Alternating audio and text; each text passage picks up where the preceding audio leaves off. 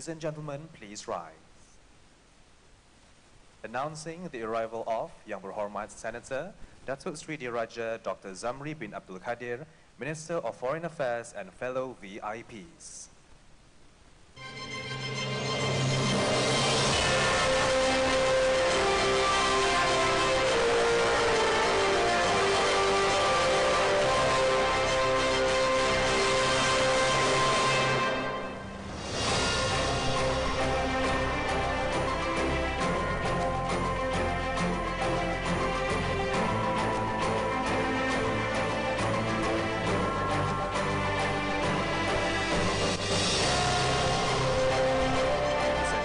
You may be seated.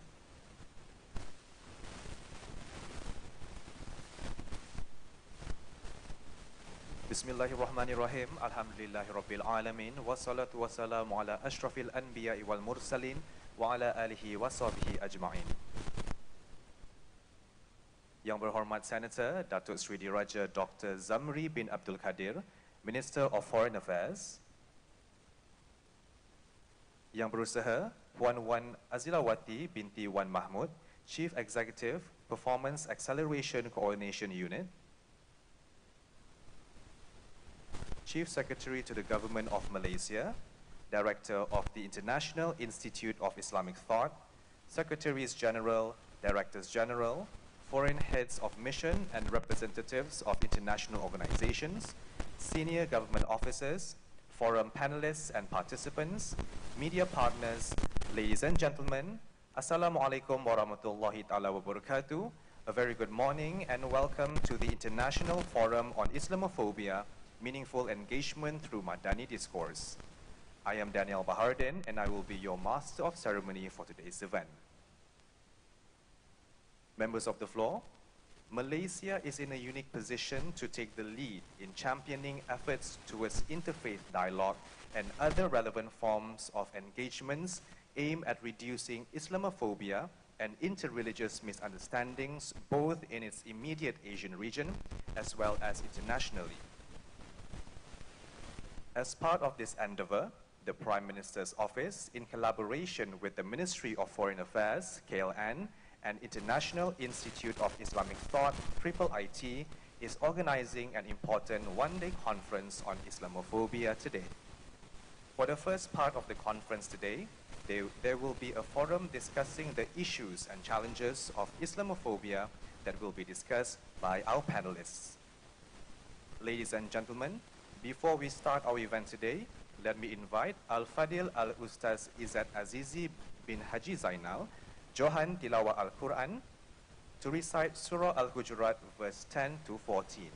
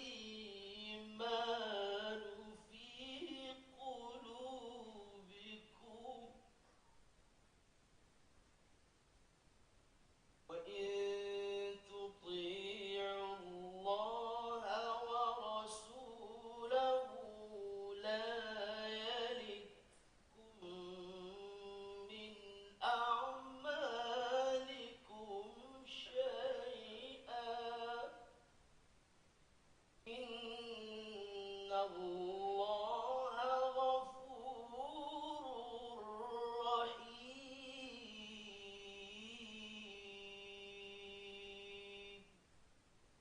صدق الله العظيم. السلام عليكم ورحمة الله.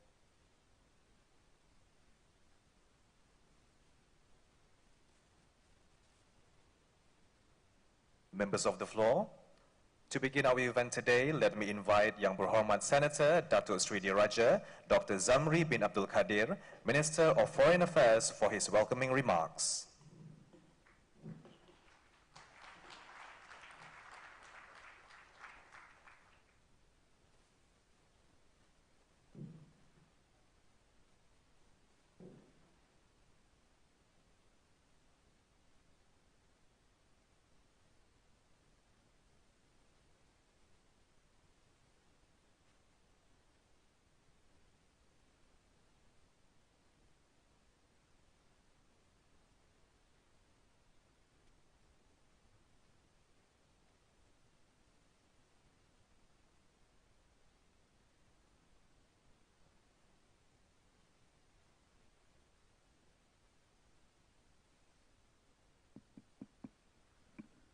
Thank you. You have to go to the right rostrum. Bismillahirrahmanirrahim. Assalamualaikum warahmatullahi wabarakatuh. Salam sejahtera dan selamat pagi. Ladies and gentlemen, being a foreign minister, you are bound to read your prepared text. Well, as much as I want to also share some of my thought, but you know, you're guided with certain principles. However, I'll try also to share some of my thought as well along the speech. Ladies and gentlemen, I wish to congratulate and express my utmost appreciation to the Prime Minister's Office for organizing this international conference on Islam and Islamophobia towards a meaningful engagement through the Madani approach, which could not have come at a more appropriate time.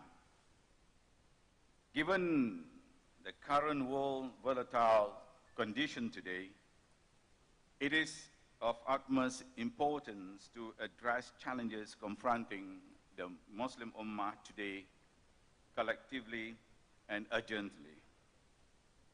And I believe this conference is a crucial platform to cultivate dialogues and stimulate intellectual discussion among policymakers, experts, scholars, and advocates from all around the world. This meeting of minds would then be able to primarily examine the root causes and processes, as well as identify the adequate responses needed to address the most pressing issues of the Muslim Ummah: Islamophobia, religious intolerance, and discrimination. As the world gears towards a new modern era, shaped by the advancement of technology, it is unfortunate that the world today is still held hostage by misperception and negative stereotypes. This negativity has a sole purpose,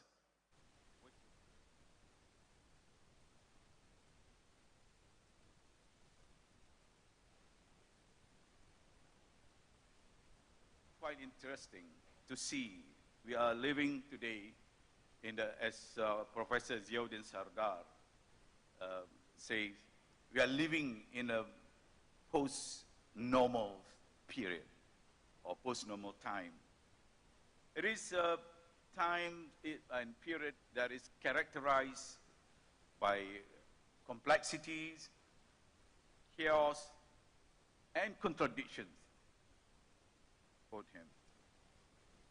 Complexities is due to everything is connected to everything else. And it's very difficult for us to see any event unfolding before us to a single cause. As we see also in the Islamophobia today, it is already a well-established global trend. As Professor Ziauddin Sardar and his friends Jody Serra and Scott Jordans wrote in their Muslim societies in post-normal time. It becomes a well-established global trend, as I mentioned just now. It's not only happening in America or in EU. It's widespread everywhere. In Myanmar, Australia, India, and the rest of the world. Of late, we are bombarded with various news of Islamophobic acts across the other parts of the world. It's also probably due to the historical and colonial construction to some. As we all know, for example, as early as the 20th century, the words Islamophobia already coined by French scholars. And also it's being debated in different forms. But generally it connotes in different form of negativities. It's difficult to find any objectivity in their analysis. I'm not trying to accuse anyone here, but that's from the French scholarship, for example. That also applies to other parts of the world, including in the British colonial discourse. Well, we have people like Renan in France, who's been talking about the complexities of Islam and the backwardness of Islam. We also have in our context, in Malaysia, for example, in British Malaya, people like Swettenham, in his Malay sketches, describing the life of the Malay society, Malay Muslim society, in a very backwards descriptions. So despite having these colonial constructions, but since the dreadful September 11 incidents, which took place 2 decades ago, the rise of Islamophobia, which is primarily centered on ignorance and bigotry, is alarming. What is more concerning in our time, there are worrying developments and trends that are pushing towards normalizing Islamophobia. There is the rise of the majority in the populist and extreme right spectrum, which often includes a strong anti-Islam component in their discourse. This culminated in hostility and Islamophobic acts towards Muslims. Malaysia is not spared. In the wake of Islamophobia, as a predominantly Muslim country, one may hold an assumption that Islamophobia does not exist here. However, its domestic manifestation has emerged. This is evidenced by the arrest and series of charges against several individuals who ridicules the religion of Islam, Muslims, and Islamic figures, especially on social media. Islamophobia has become globalized by a number of factors, including the spread of radical extremist ideologies, the rise of far-right political movement, or now they call alt-right. It's not far-right, ALT, alt-right. And the growing prevalence of negative media portrayals of Muslims. These global forces have had a major impact on the way Muslims are seen and treated, even marginalized in many countries throughout the world. In certain countries, these factors have enabled violence against our brothers and sisters. Disturbing occurrences such as the desecration of the Holy Quran in Sweden, the murders of Muslims during the prayers in New Zealand, the anti-Muslim riots in India are nothing but highlighting the detrimental impacts of Islamophobia worldwide. The systemic operations of Muslims also continues unabated. The decade-long ban on minarets in Switzerland, the refusal of certain European governments to accept Muslim refugees, and the continuous harassment faced by Muslim women in the West who choose to wear the hijab highlights the different forms of Islamophobia that exist today. Therefore, these examples must be treated as a clear call to action to combat Islamophobia and promote harmonious relations and peaceful coexistence in an otherwise diverse global community. It's now the Qari read very, very important verse. Ya ayuhan nasu inna khalaqnakum min dhakarin wa unsa wa ja'alnakum shu'uban wa qabailan lita'arafu inna akramakum indallahi atqakum. How God creates humankind, yeah, based on the different religion, different group, different tribes, for them to know each other. That's the basis of the Quranic injunction for us all to practice together. Islamophobia not only affects the life of millions of people, but also erodes the very fabric of society and threatens the values we hold dear as Muslims and also as human beings. It is my profound belief that sophisticated mechanisms are needed to address the challenges posed by this phenomenon. We cannot merely rely on conventional approaches to combat discrimination and prejudice. Instead, we must be proactive in developing effective strategies for today's landscape. Ladies and gentlemen, we must recognize that Islamophobic acts is not simply a matter of hate or prejudice towards Muslims. It is a flagrant violation of fundamental human rights. When Muslims are discriminated against by the public en masse, it undermines the very principles of pluralism and equality that democratic societies pride themselves upon. It is within this cardinal belief that freedom of expression cannot be equated with freedoms of insult, or freedom to insult, which goes against the universal principle of respect for religions.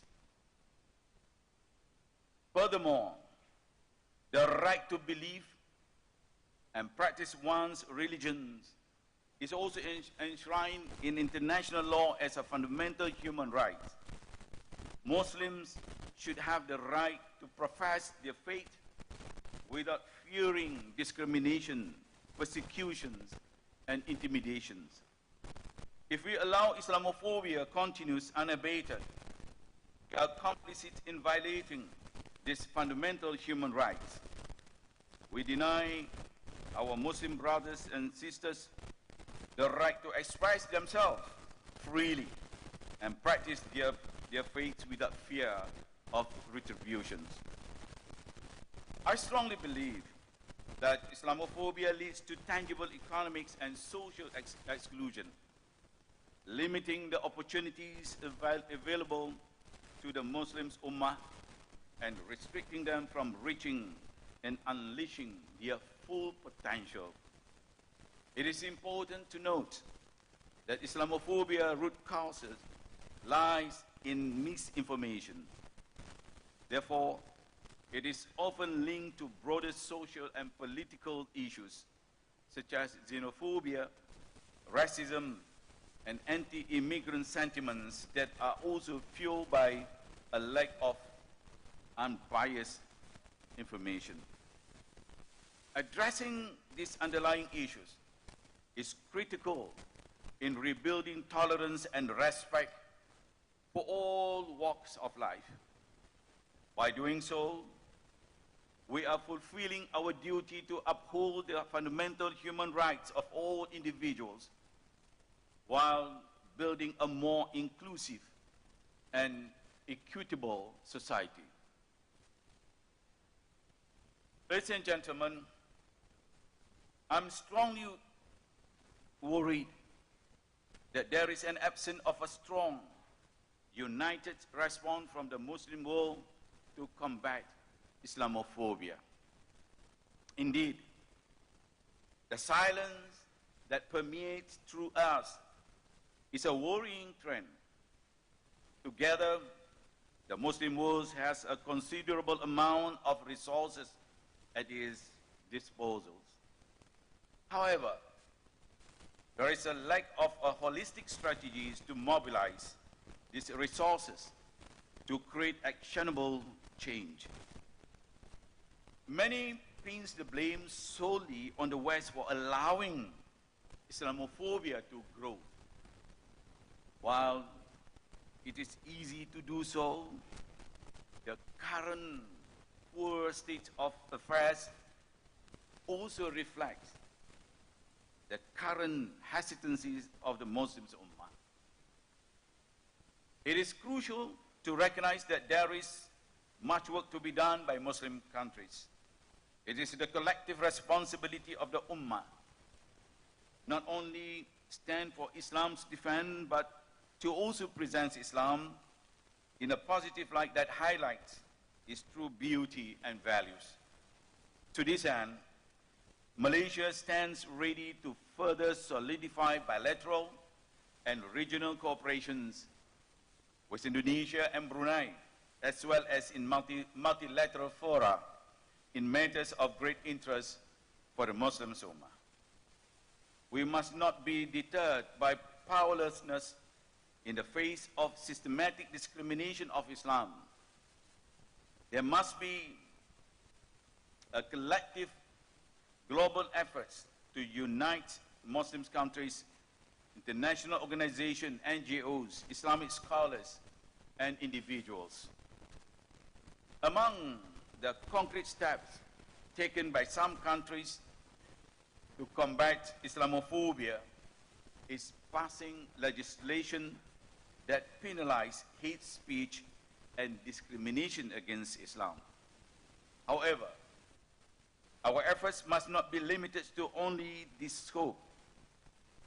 Knowing that Islamophobia is rooted in misinformation, we must continue to promote understanding and celebration of diversity, challenge hate crimes, and take steps to ensure that the right and dignity of all people are respected. We must also start educating people about the true nature of Islam to ensure that it is not confused with other issues such as terrorism or religious extremism that we are staunchly against. Interfaith dialogues and engage with its Muslim brotherly nations to develop strategies on a global scale. I suggest this undertaking to be done under the patronage of the Organization of Islamic Cooperation, or OIC, to reaffirm its commitment to counter this phenomenon. Towards this end, Yang Amat Berhormat, Prime Minister Datuk Seri Anwar Ibrahim also put forth a forward-looking vision for Malaysia, Malaysia Madani. I have to pronounce it correctly, Madani. Don't put double D there. That will carry different meanings. Yeah. Malaysia Madani, as ambitions, lays out our aspiration of a civilized, skilled, and inclusive society based on 6 core values, namely sustainability, prosperity, innovation, respect, trust, and compassion, or ihsan. This vision is well received by our Muslim brothers and sisters across the globe. Such a society would never resort to means other than tolerance and harmony. It is a society that is rooted in respect, trust, and compassion, that is instilled in all citizens regardless of their creeds and belief. This is the secret ingredients of Malaysia's peace and harmony in a diverse community. Undoubtedly, it is an uphill challenge given the rise of Islamophobia across the world. But there is an urgent need to engage with the global Muslim community to come on board and address the pressing issues faced by the Muslim Ummah. I sincerely believe that today's conference will initiate the move to develop the framework, strategies, and action plans to combat Islamophobia. Precisely for this very reason, your presence here is no coincidence. Wisma Putra's unwavering commitment to combat Islamophobia on the global levels with other leading actors, such as the OIC, will remain strong. Based on this mechanism, Malaysia will continue to play a leading role in spearheading Malaysia's Madani agenda in promoting the tenets of Islam and combat Islamophobia at the international fora. Through the values and principles which Malaysia Madani holds, this will restore the trust that Malaysia had among the Muslim Ummah. Islamophobia can only be adequately addressed if all parties work together to fight it. We must speak out against prejudice, injustice, support our fellow Muslims, and stand with them in solidarity. With this, I wish the International Conference on Islam and Islamophobia towards a meaningful engagement through the Madani approach a success. Thank you. Assalamu alaikum wa rahmatullahi wa barakatuh.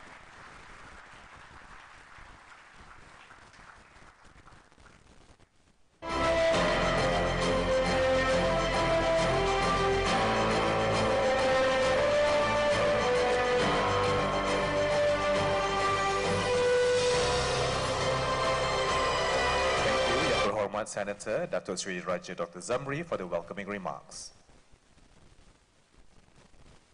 Ladies and gentlemen, we will continue our event today with a forum entitled Islamophobia, Issues and Challenges to Muslim World, which will be led by our moderator, Mr. Ahmad Fahmi bin Muhammad Samsudin, Chief Executive Officer of the Global Peace Mission, GPM. Mr. Ahmad Fahmi, The floor is all yours.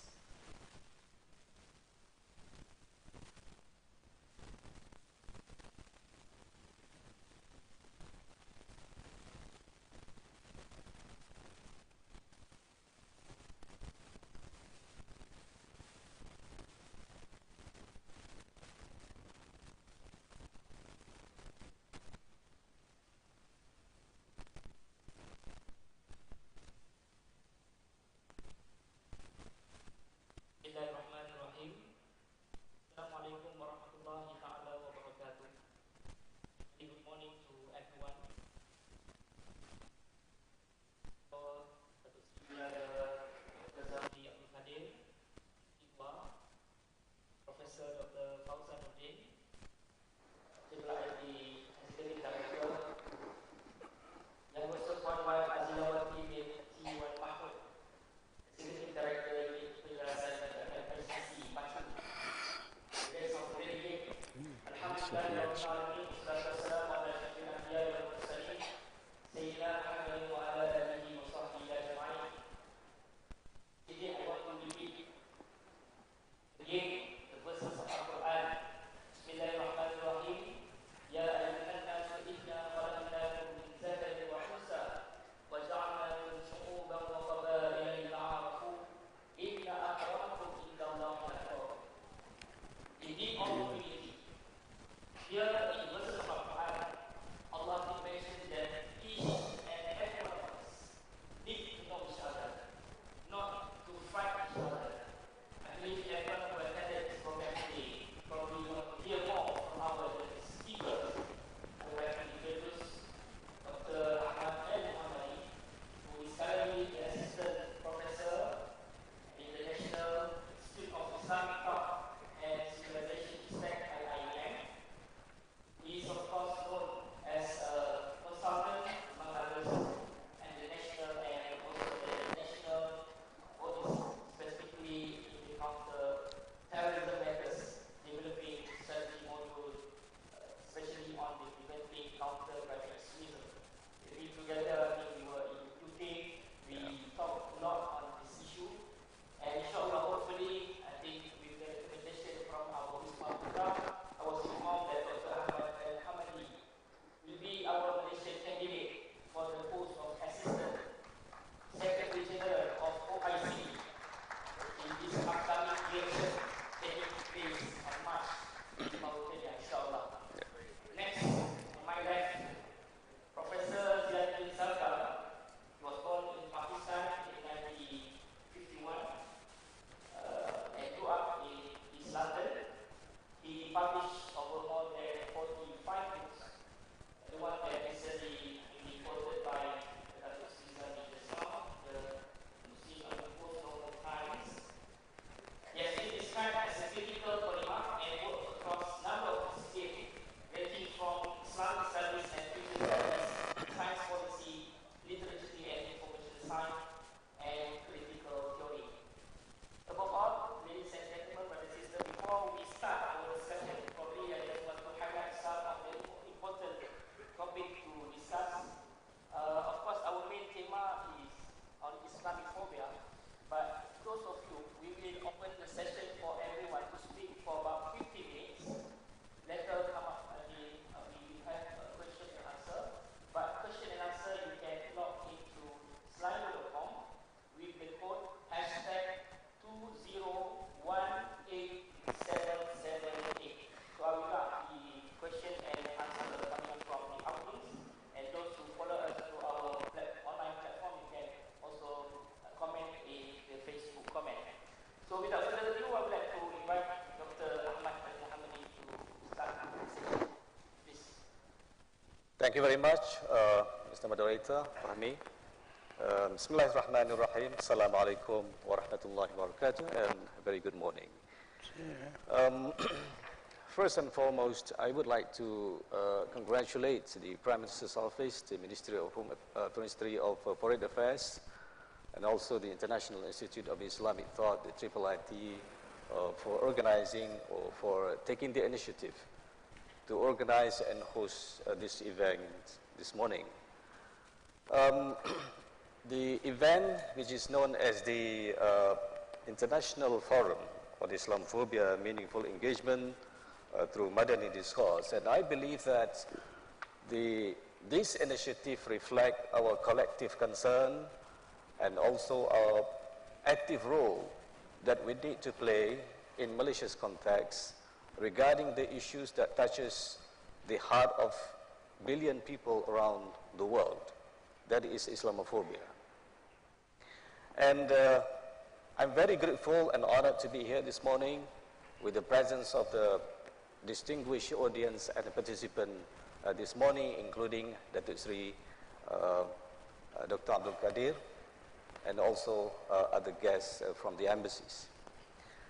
So distinguished participants, His Excellencies, ladies and gentlemen, I'm going to speak to you today on one specific topic, that is the managing challenges of Islamophobia in the postmodern era, globalizing Malaysia's Madani discourse. So if we look at in history, the Islamophobia is not a new thing. It has a long history. That is the fear or hatred or prejudice against religion of Islam and Muslim. It is not a mere recent phenomenon. It has been there for many years. In fact, it has been in existence since the beginning of the arrival of Islam. The effort to undermine Islam and the wrong portrayal of the image of Muslim and Islam in the world has started since the beginning of the Prophet's time. And it has continued to evolve, passing through centuries and generations up until today. So when it's happened in this century, it is not something that it is surprising, but it is something that we have to manage and deal with. And today we are living basically in the 21st century in which the world has become more globalized. And I would say that in today's world become more connected than ever before. Technologically, we are connected. And the distance also become closer to each other. But it is very unfortunate. We are emotionally distant. We are detached. So the technology that we have today is not sufficient to bring us closer. The purpose of technology, that is to bring us closer, supposedly to bring us closer, to build more understanding, to build more ability to learn from each other, but unfortunately it works against us. And it has not only happened to Muslims. We are talking here this morning about the problem of Islamophobia, which is taking place among the Muslim community. But we also need to remember the problem of Islamophobia is not the only problem that we have today. If you speak to other nations, you speak to Chinese, for example, he's going to say that Islamophobia is not the only problem that we have. We also have similar problem, that is xenophobia, the fear against Chinese.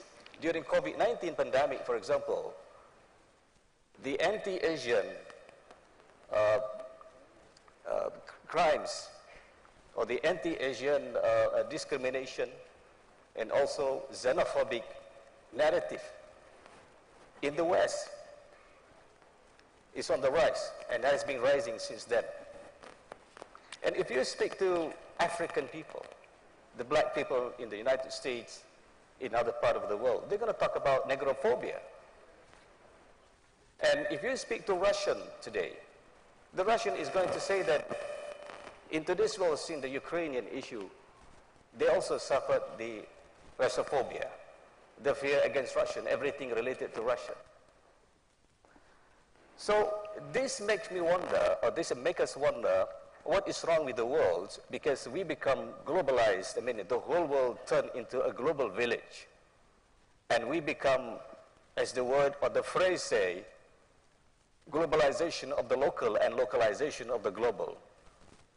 To show how connected we are technologically. But emotionally, we are distant. We fail to build connection with others. And because of that, there is a wall of perception build up times and again. And of course, it is also because of other factors as well, which I'm going to mention later. So now, if we look at this, the reality of the world today, we can see that the world become more digital place. This is according to Adam Newman, an Israeli-American billionaire who observed this phenomenon. But we cannot forget about human connection, he said. The world become a more digital place which is technologically connected, but it is not in terms of human connection. So now, as Dr. Zamri mentioned just now, the globalization is not only brings something benefit to us, but also something which can be turned against us. So there is what we call as globalization of Islamophobia these days. As I said earlier, it is not only the globalization of Islamophobia, but globalization of xenophobia in the world today.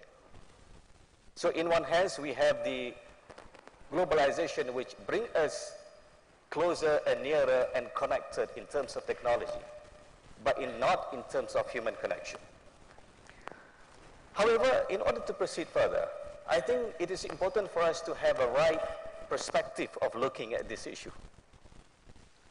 Right perspective means that we need to look at Islamophobia holistically. Because when we read the discourse of Islamophobia, we always come across with certain narrative. So in this discussion, I would like to offer 4 perspectives or angles that we can understand or explore the problem of Islamophobia. The first one is the most popular one. The first perspective is Islamophobia is the Western problem. Islamophobia is a Western problem because it is manufactured by the Western media against Muslim and Islam. I would say to some extent it's true. There are efforts, there are things which is done in the media, and there are also things which is done by the states, what we call as institutionalized Islamophobia, which appear in the form of policy, mass surveillance, for example, or discrimination against certain group, resulting from the immigration of people from the Middle East into Europe, for example. And there is a raising concern in Europe, for example, about the invasion of Muslims in Europe. And you can see this thing happen, for example, in the discourse of people such as the attacks in the Christchurch, New Zealand, by the Brenton Tarrant. If you read the books or the manifesto published by the Brenton Tarrant, that is a great replacement, you can see the similar narrative. And also in Norway, someone like Breivik, which actually killed a lot of people, believing that the Europeans is under siege by foreigners. And of course, the role of the media as well is also important in doing this kind of manufacturing certain news which is anti-Muslim messaging. Therefore, Islamophobia become an industry, a very big industry, supported by the think tank, by the so-called expert on Islam, advising government and think tanks about what to do with Islam and Muslim in their countries. Training were made or training were given to certain law enforcement agencies to detect what we call as the indicators of radicalization, targeting mosque and Muslim, and therefore this against create the sense of Islamophobic experience among Muslims in those places. So I think this is the first perspective that we can see. The second perspective is Islamophobia is a Muslim problem. This is another thing that we have to acknowledge. The problem of ISIS, for example, the violence and the atrocities committed by ISIS, whether it is in the Middle East and in Europe and across the world. I mean, when we talk about ISIS, of course, Middle East and Europe is not the only victim. We also have some Malaysians traveling to that place of the world. joining ISIS and bring back their ideology and posing threat to national security, of course, ISIS has actually become a big problem. It's not only to the West, but also to the Muslim. Brothers.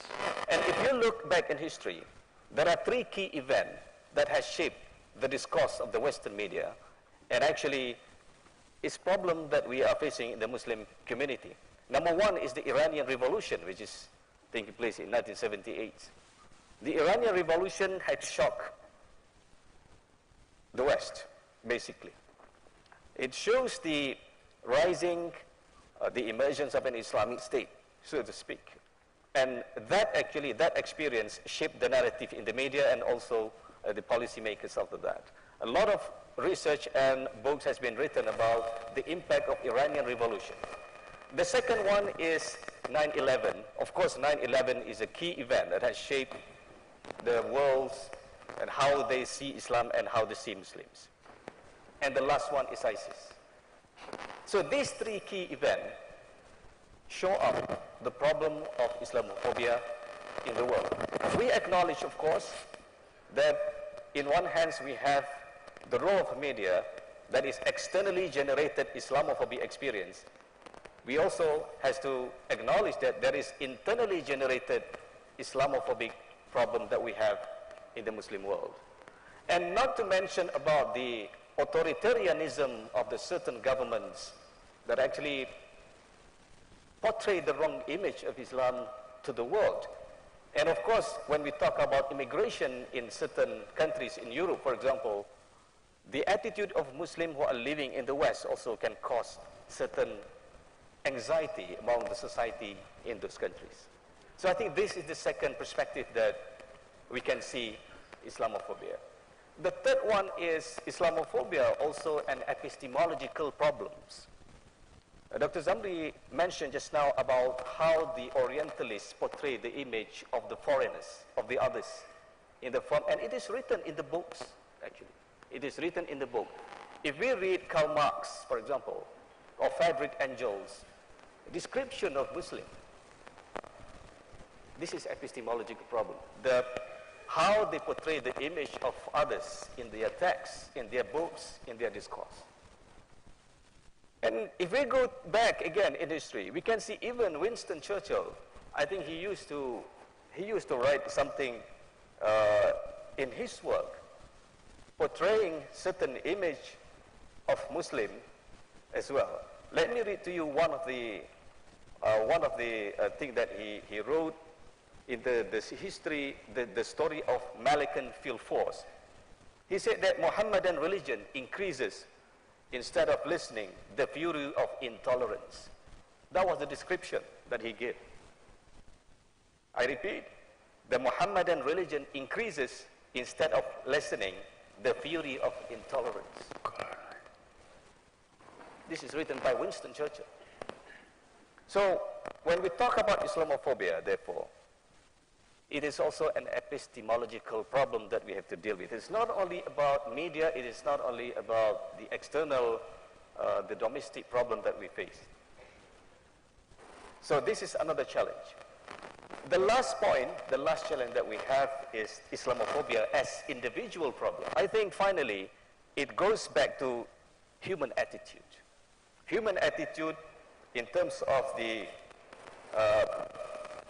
mindset, ignorance, egocentrism, the sense of superiority toward an inferiority of others, believing that others as inferior comparatively, and exclusivism. And if I quote one of the German leaders, Angela Merkel, he said that they carry hatred in their hearts. I think this point explains accurately that Islamophobia as an individual problem, beside institutionalized, state-supported and sponsored policy of Islamophobia. So these are the four things, the four perspectives that we need to address when we speak about Islamophobia. Now, what is the way forward? I would say there are two things that we can think about. Number one is a very simple idea of returning to the idea of karamatul insan, meaning that see human as human, humanizing human. I think the biggest problem that we are facing when it comes to Islamophobia is seeing others as enemies or subhuman. This perception is going to shape the way we write, the way we speak, and the way policy is crafted. When we start seeing others as enemy, rather than as something that we can learn from, that we can benefit from, then the problems, the thing is going to go wrong ways. The Al-Qari earlier mentioned about God created people of different races, different gender, لِتَعَارَفُوا, meaning that to learn and to benefit from each other. I think that is the best solution that we can have at the individual, societal, and the state level, including at the international level. I think the idea of European Union, for example, is built upon this idea of learning and benefiting from each other.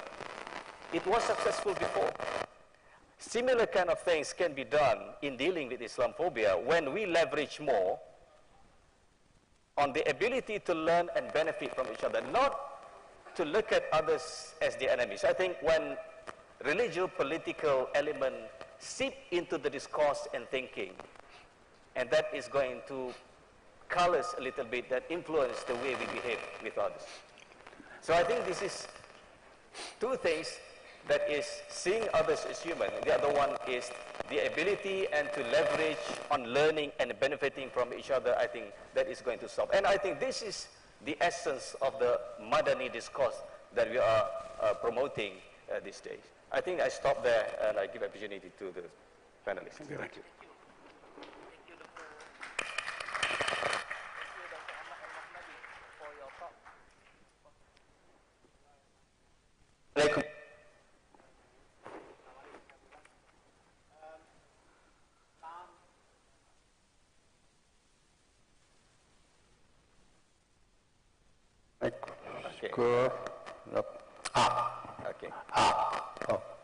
Okay.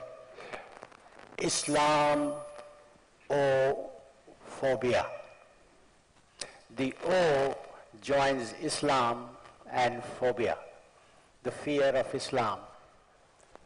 Who fears Islam and why?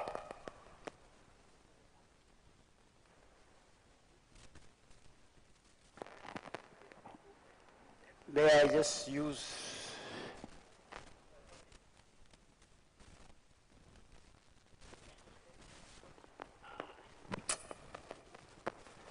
okay, that gives me a bit freedom as well. I can shake my hands, but it looks like I can only shake my hands and can't communicate anymore. Hello? Yeah. Okay. Islamophobia. The O connects Islam and phobia, the fear of Islam. So we have to ask, who fears Islam and why?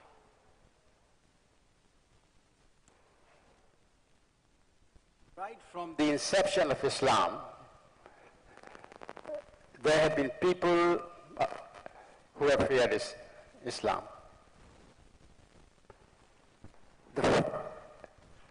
The first challenge that Islam presented to the world was a theological challenge.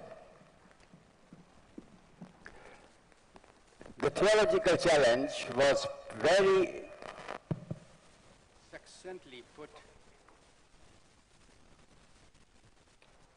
That's right. The theological challenge was very succinctly put by Christians. Basically, what need was there for an Arabian prophet when the Son of God had already died for the salvation of humanity? A very fundamental question from Christian perspective that to this day presents a theological challenge to the Christian world. Some, of course, have accepted, have embraced the challenge and have been involved in debate and dialogue and acceptance, while others haven't accepted While for others the challenge really is very problematic. There was intellectual challenge right from the beginning of Islam as well. Within 50, 60 years after the death of the Prophet, the Muslim culture and civilization expanded. There was intellectual, boom, scholarship, learning, science were being promoted. So there was this intellectual challenge. And that was an intellectual challenge that Islam presented to Europe as a whole. And then, of course, there was also a military challenge, because Muslim world was expanding, empires were coming and going.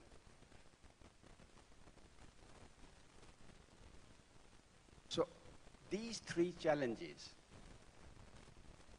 then coalesced to produce certain discourses about Islam and Muslims. So the first theological discourse begins with very early on with John of Damascus, who knew a great deal about Islam because he was an Arab and lived in a Muslim society, but deliberately went out to present a theological construction of Islam which was distorted, which was basically almost paranoid in his representation. That kind of Christian kind of polemics has continued. But then there was the intellectual challenge. How does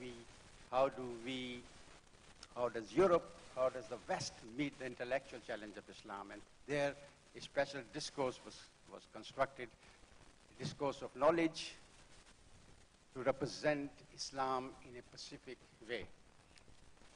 We know that discourse is nowadays known as Orientalism, and this is normally associated with scholarship and high literature of the West, beginning with 17th, 18th, maybe even 19th century. But in fact, it has a long history. Orientalism doesn't begin in 18th century. It is a much longer history going back to 16th, 15th century. But Orientalism was and developed essentially as a knowledge discourse to represent Islam and Muslims as darker sides of Europe. Now, it is important for us to appreciate that not all Orientalists were engaged in this exercise. Many of the Orientalists genuinely loved Islam. Some even converted.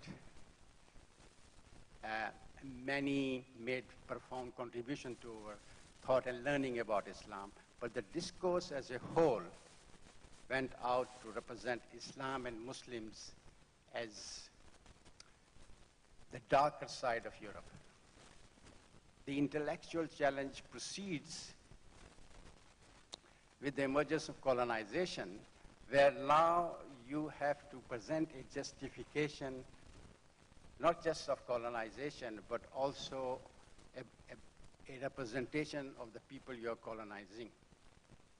And there you have a whole new representation of Muslims as not worthy of governing themselves, lazy. The classic example is The Myth of Lazy Native, a profound book by Sayyid Hussain al-Attas that I recommend everybody, that I expect everybody here to have read, but if you have not read, you should have read it by now. Go out and buy it, which actually shows, it's, of course, it's about Malays in Malaysia, but in fact, the thesis is general, that almost all non-Western cultures, whether it was Indians or Africans or Arabs who were colonized, were actually represented within the colonial literature as inferior people who needed to be civilized and so on and so forth.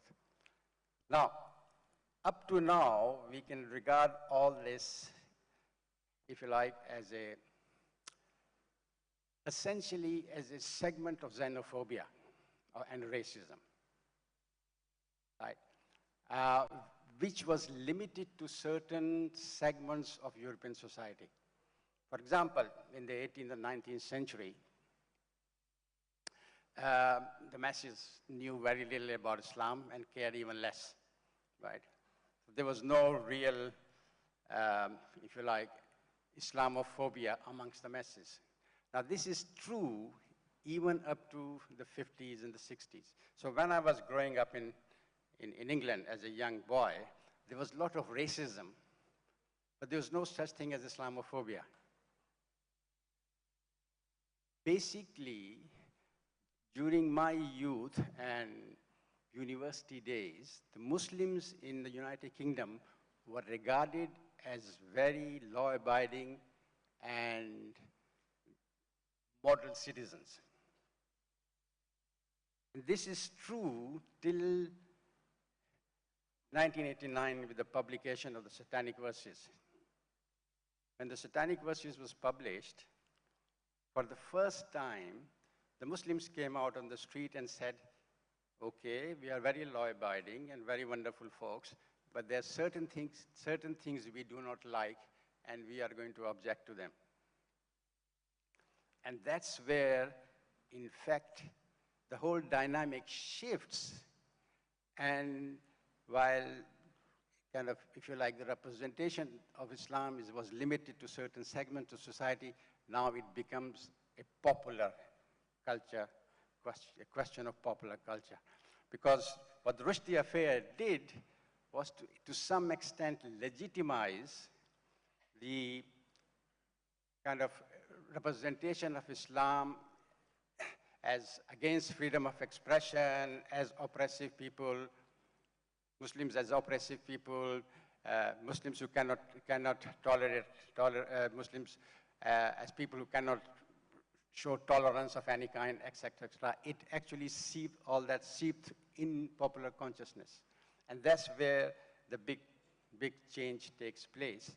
And we see the first seeds of Islamophobia here seen as a general fear of Islam throughout society emerge.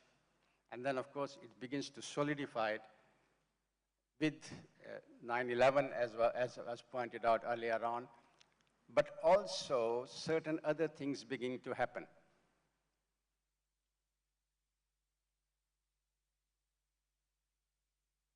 In general, human societies contain all elements. Any society will have people who are from the left, people who are from the right, people who are extremists of one kind, and people who are extremists of another kind. Till about the turn of the century, moving into the 21st century, most extremist elements in Western societies were limited to their own little coteries. But what happens at the turn of the century is that modes of communication change.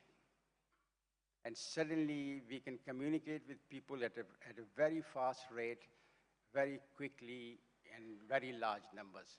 The social media emerges. So those elements that they were in coteries suddenly now find a voice. So you see all those suppressed elements of the right in the West emerge in the foreground. So now, if you just step back and look at Europe, for example, you can see that almost 1/3 of France supports a fascist nationalist party, that a fascist party is almost in power in Italy. The fascist parties, extreme right parties, are in power in Hungary, Poland, emergence of the right in Holland, in Spain, right? And of course, the Trump phenomena in America. These are all actually products of how social media has enabled some certain voices to come to the fore and be multiplied. And of course, extreme right fears everything that is not of its own. And therefore, the easiest targets are the foreigners and Muslims, so they've perpetuated Islamophobia. So what we have now is a kind of discourse that was limited to structures of knowledge, to knowledge production, and to certain foreign policies and elites, now becomes a mass phenomenon. So in a sense, what we have now is an industry that promotes Islamophobia. Islamophobia is not just a discourse, it's an industry, right? It's a manufactured reality, something that is manufactured daily and distributed en masse. And that's something that has never happened in history. So Islamophobia, the contemporary Islamophobia, is a far bigger phenomena than anything that existed, for example, during the long periods of the Crusade Wars, 3 Crusades. So we are facing a totally new phenomena. So now I want to turn to the other, go back to my question that I raised earlier on, Islamophobia. Who fears Islam? Of course, there are certain external forces that fear Islam. They fear Islam for theological, intellectual, physical, and other reasons. But we fear Islam too. We also fear Islam. We fear Islam because we cannot come to terms with plurality. If I say to somebody, you are a Shia and therefore you are not a Muslim, or your Islam does not conform to my definition, and therefore you are not, in fact, you may even be a kafir. What am I doing? I'm engaging in Islamophobia. You are fearing the Islam of the other because you think Islam is something that only you can define, that only your sect or your mazhab or only your perception can define. Phobia now amongst the Muslims than has ever been in history. A bus full of innocent children going to school. Children are neither Shia or Sunni. They're just products of their parents, whatever their parents teach them. Is attacked by another group, and all of them are slaughtered. Why? Because they were of a different sect. This is the deepest Islamophobia you can get.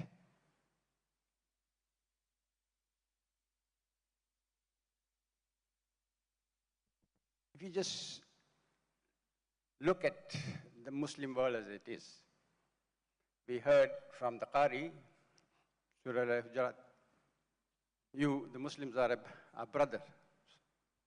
We are in a sisterhood.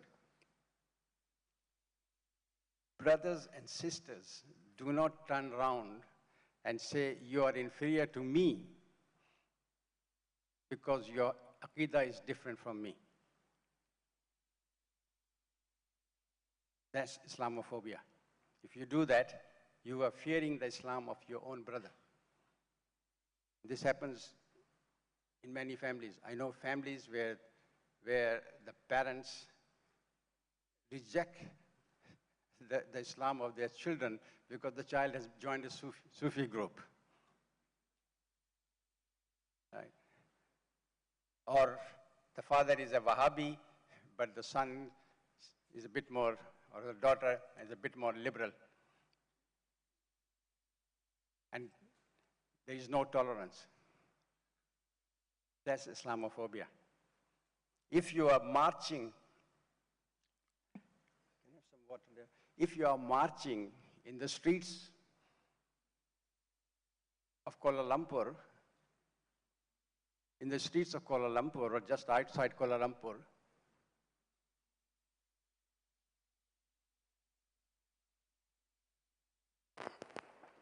in the streets of Kuala Lumpur waving swords, right? Waving swords and other kind of prehistoric weapons. What are you saying? You're creating fear of Islam. That is Islamophobia. There's more Islamophobia among certain Islamic groups in Malaysia than there is Islamophobia amongst the races in England, where I come from. So we need to think of Islamophobia in a much broader sense. It's not something that is an external problem, but it's also, as was pointed out earlier, an internal problem. Okay, how do we deal with this in terms of the Madani Discourse? Or, let me use the English term, script. Now, many of the elements of the script have very deep root in Islamic thought and Islamic concepts. You take the first word of script, sustainability. Now we think that sustainability is something that the West has invented, or now that we are forced to talk about sustainability because of climate change and all that. But sustainability has a deep history in Islamic thought, very deep in Islamic thought. I'll give you a little hadith. The Prophet observes somebody performing wudu, and he says to him, why so much waste of water? And the person who's performing wudu says, oh Prophet, but I am doing wudu. The Prophet says, you can waste water even in doing wudu. What could be more sustainable than that? See, the notion of sustainability is this. When we build cities, like Fez, Istanbul, the great cities, we always build them around the river, right? You look at Fez, it takes water from the river, supplies water to the city, and dumps it outside the down so that there's no pollution. It has a wall, not because it's for defense, but because of the notion of carrying capacity. The river can only look after so many people. So they built a wall so that the city does not grow beyond a certain limit, so that the whole environment does not become unsustainable. We built harams and the haram zones, which were outside cities where you were not allowed to hunt or kill wildlife because of the environmental consideration. That's sustainability, right? We did not allow certain things to happen around wells, so the water in the wells is protected and it's not polluted or poisoned. That's sustainability. The notion of sustainability has a very long history. Similarly, if you look at other elements of script, care and compassion, that's what Islam is all about. You know, look at the Quran. You know, again and again, look after the orphans. Look after the orphans. Just count the verses where the Quran urges you to look after the orphans. That's care and compassion. Respect. Respect the other. If we have created you know, as nations and tribes, the verse tells you to respect the other. Respect the interpretation of the other. A Shia or a Wahhabi or somebody else is not a lesser Muslim than you because his interpretation is different. If you regard the Quran as eternal text, which we do as Muslims, then it will have numerous interpretations, and we'll have different interpretations throughout history. That's the nature of an eternal text, otherwise it cannot be eternal. Therefore, we need to respect the interpretations of the other. We have to respect their views. We have to build trust amongst each other, in a sense. So the script discourse actually offers a solution to Islamophobia, and it begins by looking at ourselves first. Let us understand what Islamophobia is all about. Who fears Islam? That's the fundamental question. Thank you very much.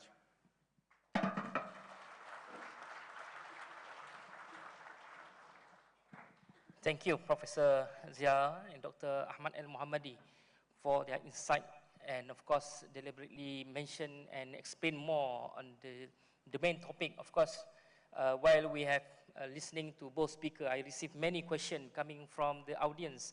Of course, the way how we treat the question coming up from the audience basically to divide it into certain topic and dimension. both speakers did mention on Islamophobia as an industry. If you compare, I mean, just recently our Prime Minister just announced distribution of Al-Quran, specifically to to Sweden. But of course, if you compare the industry and the amount given by any country, I mean, if you see Malaysia and just recently 2 years back, 15 March being adopted by the United Nations as the day to combat Islamophobia. That one is sponsored by Pakistan and Turkey. But the way how our foreign minister just now mentioning that we need to do something with regard to this issue. I mean, while of course see our brothers and sisters, I think we have our audience from different faith, different races, and we've seen as well our brother from coming all the way from Palestine, our brother from Uyghur coming all the way from Australia and Sweden. So basically, how you do address the minority issue, because somehow you did mention on the problem with regard to the Muslim minority in the majority Muslim country, but at the same time, how do you deal with those who now in minority Muslim country? So basically, maybe Brother Ahmad will address first.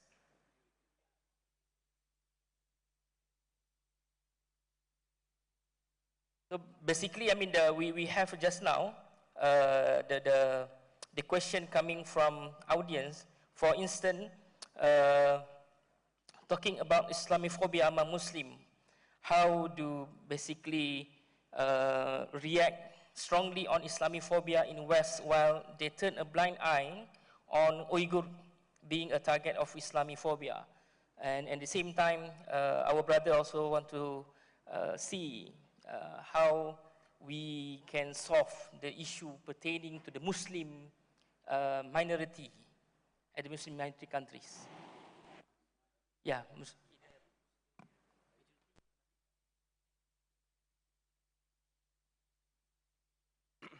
Thank you very much for the question. I think based on the what moderator has said just now, the question asks about, just now we are talking about dealing with the issue of Islamophobia as the majority group and then their perception by others. And the question is how we are dealing with the Muslim minority and the non-Muslim majority. Is that correct? Just like in the West. Number one, I would say we acknowledge the problem of Islamophobia that exists in the Muslim minority countries. For example, in Europe, in the United States, and other countries as well. We have to understand, I think, first of all, the local context where the problem is. Because the problem, for example, in the United States and the problem in Europe, perhaps, even though it's similar in the form of Islamophobia, xenophobia experiences, but the root cause is different. In Europe, perhaps it's something to do with the immigrations of people from there to European countries. And of course, when you talk about immigration, it's not something new. It's happened even before. But only recently, when the conflict is taking place in the Middle East and more people arrive in Europe, and this actually caused certain kind of perception and anxiety among the locals people. It's happened because of the Muslims as well. Actually, they have, as I said, one of the problem, the way that we look at it is the individual problems. So what kind of attitude that these immigrants brings together with them whenever they are living in the country like that?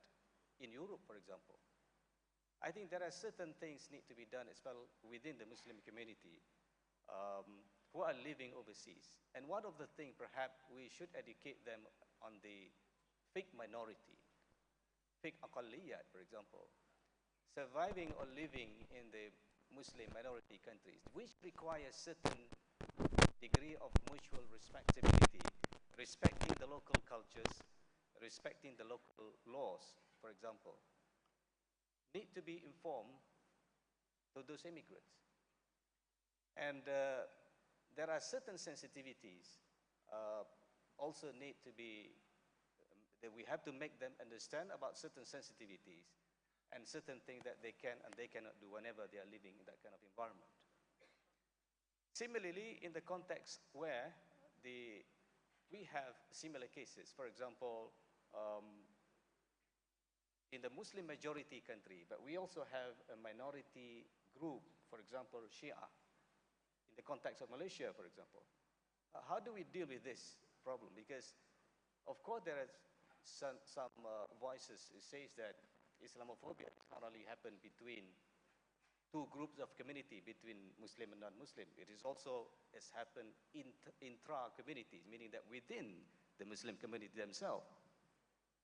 How are we going to deal with this? Again, I think it's a similar principle. We need to understand the sensitivity of the place, of the people that you are living in. I mean, in the context of the Shia and Sunni in Malaysia, for example. The follower of Shia, the Shia community need to understand this is the Sunni state. Just like we recognize Iran as the Shia state, the Shia also need to recognize this is the Sunni state, and we have to understand the sensitivity of each state. This is how we build trust, this is how we build respect. Similarly, if the Sunni living in Iran, they also need to respect the sensitivity of Shia people. So if we have Muslims here living in Europe or living in the United States, they need to understand this thing too. I think by having this kind of understanding, then we can actually lessen the problems of Islamophobia. But at the same time, we also need to acknowledge the existence of certain group which is extremist, which is not only, exists in the Muslim minority country, even the Muslim majority country, we have the problem of ISIS before. And we have the problem of radicalization, religious radicalization, and political radicalization. We have it too. So we need to differentiate between the mainstream Muslims, majority Muslim who want to live in peace, and there are certain group of people, of Muslim who has extremist ideology. We need to understand this, because once we start targeting the entire Muslim as enemies, then we are going to sideline, we are going to create more problem than solution. Mass surveillance against mosque, targeting Muslim, for example, has become institutionalized in the certain countries in the West.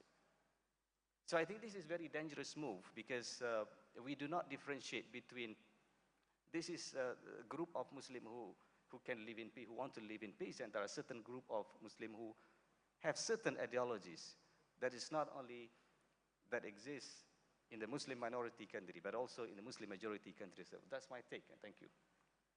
Just to add, Prof, from the non-Muslim angle, it seems like Muslim, when being a minority in a country, will always have conflict.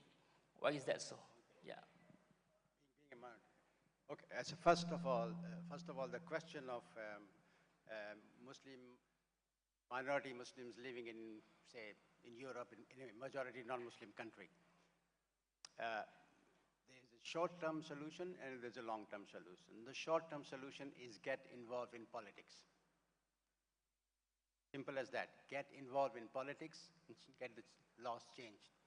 We in England, for example, worked very, very hard to introduce Equality Act 2010, and I was a commissioner for Equality and Human Rights and Equality Commission for 6 years working on this. And we introduced certain legislations which banned religious hatred and denigration of certain communities and so on and so forth. So first, get involved politically, change the laws, fight to change the laws, become, if possible, become ministers and lawmakers yourself. Yeah, that means get educated, get involved, don't isolate yourself, don't think you as Muslim must exist in a ghetto, culture, intellectual, or whatever. Get involved, get engaged, change society. One. There's a longer term solution, and that's we need to think about. It needs to do with the power of definitions. How do we define things? And what we need to do as enlightened Muslims is to change definitions, which is an epistemological question as well. Consider this. What do I mean by power of definitions? Consider this.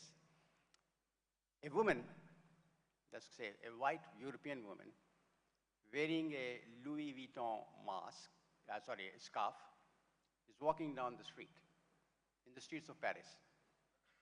People looking at her say, well, this is height of civilization, how chic, how fashionable. Now, take the same scarf, put it on a Muslim woman, not so white, maybe slightly darker, walking on the streets of Paris. What do people think? Threat to civilization. Because that Louis Vuitton scarf now becomes a hijab. And by definition, it's a threat to. This is an epistemological question. You need to change the definition of what is freedom. What signifies freedom?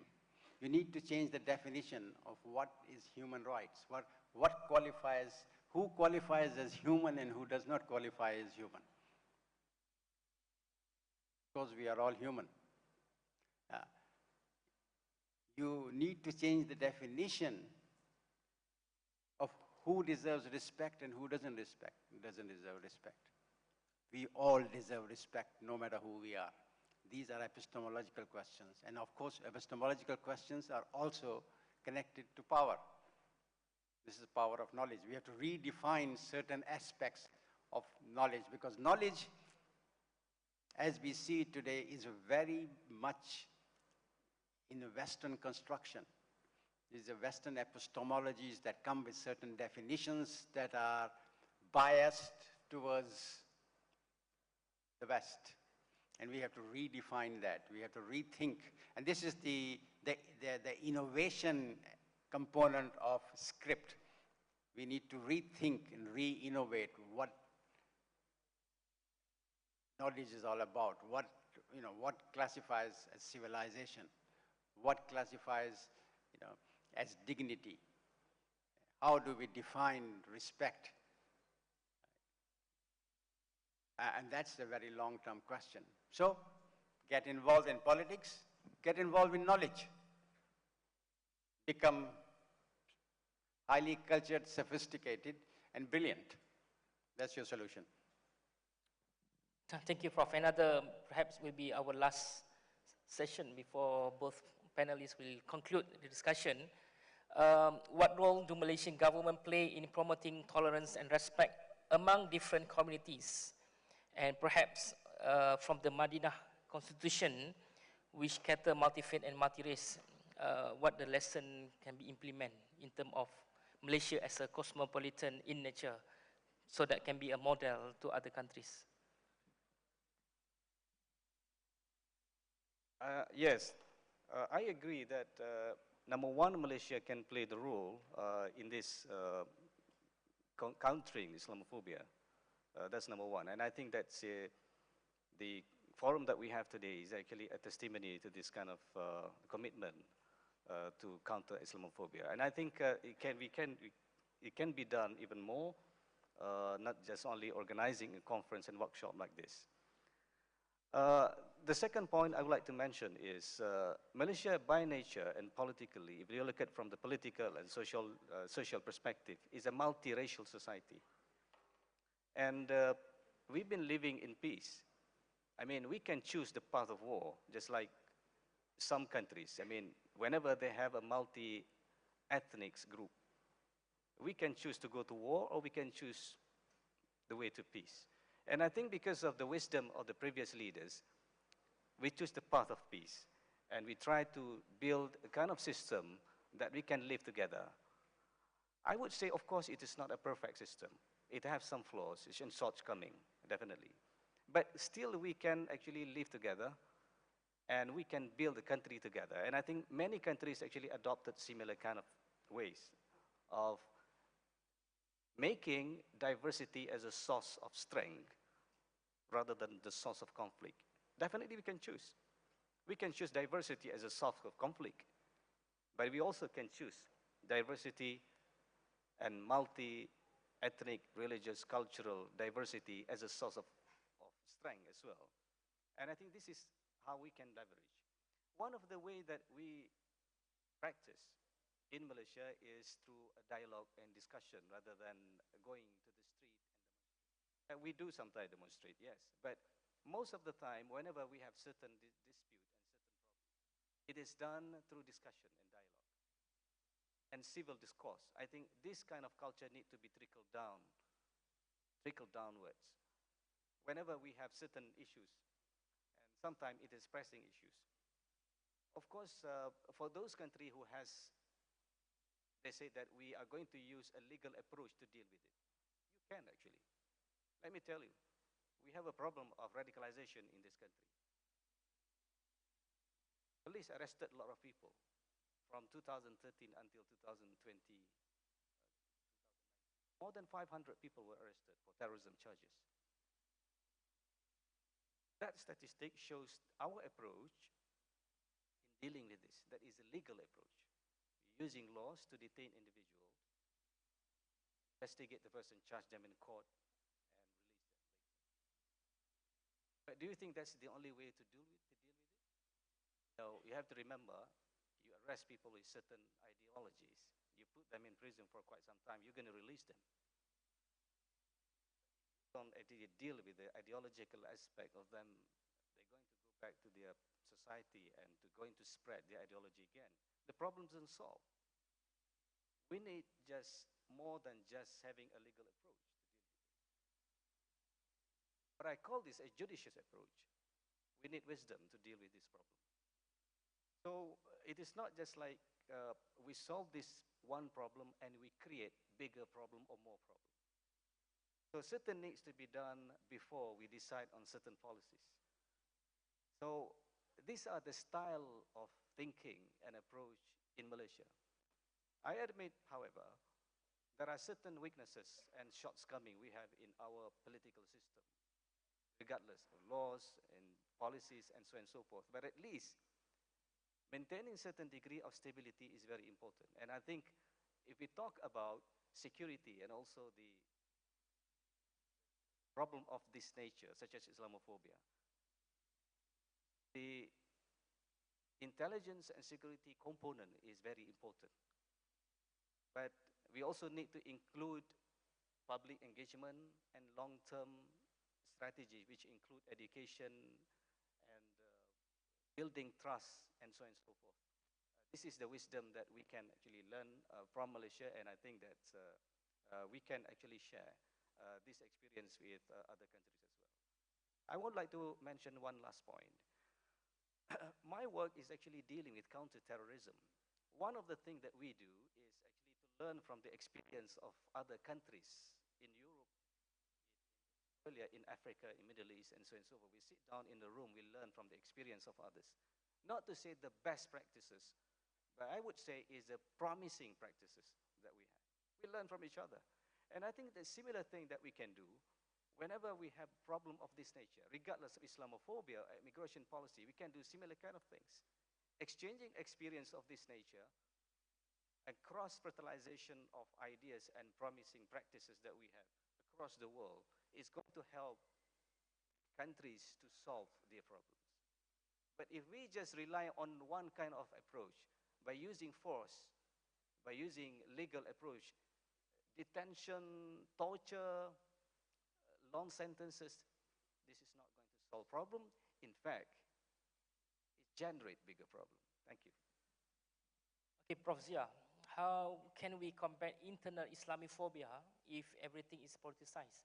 Just to explain a little bit on the issue, while we heard when a politician from Sweden, they are the one who burned the Quran, and some certain country, the politician now becoming the main leader in the country.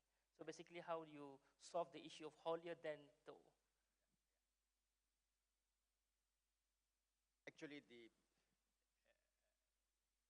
to a large extent, what is happening in nowadays, especially in the West, is a product of what I call post-normal times, that things are moving very, very rapidly. Trends become dominant very, very quickly. So the trend of, for example, burning the Quran was started almost maybe 12, 13 well-known priest called Terry Jones, had a church in Gainesville, Florida. And essentially, his congregation was only about 20, 30 people. That's it. One day, he said, I'm going to burn the Quran. But he didn't burn the Quran. He just said, I'm going to burn the Quran. He came out with a copy of the Quran, but he didn't burn it. He didn't burn it. And CNN got hold of that, and they, channel Terry Jones is going to burn the Quran. He didn't burn the Quran. He just said, I'm going to burn the Quran. Right? All over the place. People in Pakistan heard. They didn't hear Terry Jones said that I'm going to burn the Quran. He said, they heard Terry Jones burned the Quran. So what did the good people of Pakistan in the streets of Karachi and Lahore did? They went out and burned their buses, the very buses that will take them to work the following morning in protest. Right? They went and attacked some embassy, killed the guards who were their own people. Terry Jones did not burn the Quran. Hillary Clinton, who was then Secretary of State, rang him up and pleaded with him, and he said yes. But after that, a number of the Qurans were burned. So it's not just that something is happening there, but that we are fueling what is happening there by reacting violently, not towards them, but towards ourselves. How ridiculous. Right? This is what happened with the cartoon affair. The more fire you give to it, the more oxygen or publicity, the more you protest, the more they feel obliged to defend their notion of freedom of expression, and the more they will do this. So what we need to do is to calm down and step back and say, okay, talk about it. Engagement. Now, it is true that once things become politicized, they're more difficult to handle, and we can't take politics out of every issue. But we do need to learn to approach these complex issues in a complex way, because many of these complex issues do not have a simple solution. We actually have to think more creatively about these, in a sense, and develop different solutions depending on the context. So in this particular case, right, I mean, Sweden is a very good example. When I was growing up, Sweden was said to be a model socialist society of tolerance, love, all this. Today, this is all bullshit. Sweden is not a tolerant society. It's a nasty piece of work, right? And this has all happened in 20 years, right? And now we have a person who's leading it. So in a sense, this is happening not just in Sweden. There's a fascist government in power in India, right? There's a fascist government in power in Myanmar. And look at what they have done to the Muslim Rohingyas. We must not forget what's happening in China with Uyghur Muslims, right, where an entire culture and religion is being decimated, right, in a sense. It's not just a Swedish problem. What is happening in terms of, as I said, Islamophobia is not just a discourse anymore. It's an industry, right? And it's an industry everywhere, right? There's a legitimacy that the Muslims are one of the groups you can legitimately discriminate against, legitimately denigrate, legitimately, include, socially exclude, and so on and so forth. So it's an industry, and we need to have different approaches, in a sense, to try and tackle this phenomenon. And I said there are long-term solutions and there are short-term solutions, and we need to engage in both of these simultaneously. Thank you, Prof. And I would like also to thank to everyone for joining us in our discussion through the Q&A platform, and those who also join us through our Facebook page. Hope that our event today meaningful. And the last, before we end our session, perhaps for about 2 minutes, concluding remark by our panelists. We start, Dr. Ahmad. Thank you. There are 4 points I would like to share as a takeaway. Number one is xenophobia is a global problem. It's a very serious problem. It's not only Islamophobia. So today we are talking about Islamophobia, but I think it is bigger than this. It's bigger than just Islamophobia. Xenophobia, actually, if you look at closely, it's not only happened to Muslims, but also to other nations. The second one is it's going to be, Islamophobia is going to create more conflict.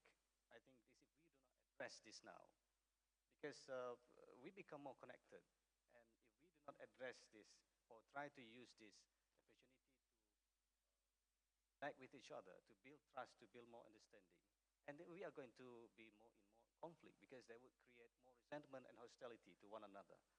So we need to kind of direct the attention, the energy to create more, to build more understanding, and more working together and cooperation in the world. That is the second point. The third point is dealing with the Islamophobia and xenophobia. We need a judicious approach. It's not just legal approach. Maybe we can criminalize Islamophobia or xenophobia, but it's not going to solve the problem. We need to have a long-term strategy to deal with it, and we need to have. The last point is dealing with this kind of issue requires an individual responsibility, meaning that each one of us need to play our roles individually. It's not just the state. Everybody must play the roles, especially promoting the idea of karamat al-insan and lita'arafu, that is seeing human being as human. That's a very simple idea. And then seeing others as an opportunity to learn from each other, to benefit from one another. I think it's going to create more benefit than to seeing others as enemies. Thank you. Very much. Large extent, up to about 20, 30 years, misrepresentation of Islam was limited to certain circles. Orientalism, for example, was essentially an academic exercise. Right? Even the colonial encounter, representation of Muslims and Islam during that period was limited to administrators, travelers, certain fiction writers. What has happened now, the last 20, 30 years, that representation of Islam has spread and become part of popular culture. So it has become a mass problem. It's not just a problem in certain circles. It's not just a scholarly problem. It's just not a problem of people in the Foreign Office, who want to denigrate certain people so they can, justify their colonization or their oppressive laws or what have you. It's now an essential element of popular culture. It is there on your newspapers. It is there on your television. It is there on your social media. It is there on advertisement. It is out there on in films, right? And it's there on the streets. And even what was regarded as what we regard as high culture today was actually popular culture only 100 years ago. So the people who saw, for example, Delacroix's famous painting of a black, turbanized man cutting the head off of some white guy, were flocking to a museum. It was seen as popular culture. It is reported that people fainted when they saw that picture, and and entire segments of the city were had to be, calmed down. And it was a mass hysteria with that painting, right, of a so-called Arab or Turk, performing an act of violence. So even that aspect now has seeped into mass audience in that sense. So it's become a different kind of problem. It's not the kind of problem that existed 10, 15, 20, 30 years ago. It's become a totally problem. And because it's become a different kind of problem, it requires a different kind of solution.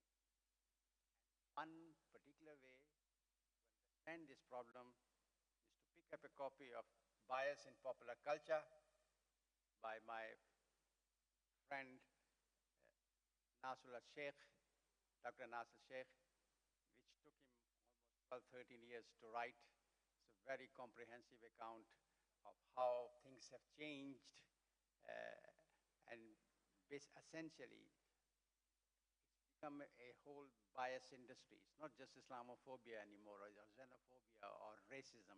It's just bias against everything that is the non-West. Universal bias, right? And I look forward to the Prime Minister actually introducing the book. Thank you. Please join me to give a round of applause to both panels, Dr. Ahmad El Muhammady and Professor Zia. Of course, we believe that by having this program, for Ministry of Foreign Affairs, Pachu, Prime Minister's Office, together with IIIT, of course, we believe that this today forum event is basically, it's all about uniting, not dividing. Basically, we need to demonstrate Malaysian Madani concept and vision where the element of respect, trust, care, and compassion, ihsan, must be instilled with all us, especially Malaysian.